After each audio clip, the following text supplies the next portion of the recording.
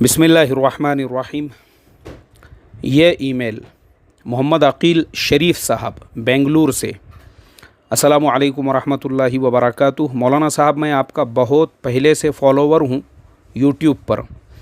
अल्लाह आपको जज़ाए खैर अता फ़रमाए कि आप हमें हर एक मसले की सही बात बताकर हम लोगों को सीधे राह पर चलने की कोशिश में लगे हैं। अल्लाह आपकी उम्र में, आपके इल्म में बरकत अता फ़रमाए और आपको सेहत से माला माल करे। मेरा सवाल ये है, मौजूदा हालात में एहतियाती तौर पर घरों में नमाज़ पढ़ने का हुक्म है, तो क्या हम घर में औरतों को साथ में लेकर जमात बनाकर फ़र्ज़ नमाज़ पढ़ सकते हैं?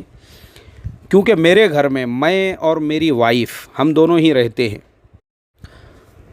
भाई, हमारे मोहम्मद अकील शरीफ साहब, आपके सवाल का जो जवाब है ये हमको फतवा दारुल उलूम देवबंद में मिला है। लिखा है कि मियाँ बीवी जमात करके जमात से नमाज अदा कर सकते हैं, जायज़ है, मगर बीवी मर्द के बिल्कुल पीछे दूसरी सफ़ में खड़ी होंगी। यानी आपकी अहलिया जो है नमाज़ पढ़ते वक्त वो वैसे ही खड़े होंगी जैसे हमारे यहाँ पर इमाम और उसके पीछे मुक्तदी एकदम पीछे खड़े होते हैं। तो आपकी बीवी आपके पीछे खड़े होकर बिल्कुल नमाज अदा कर सकती है।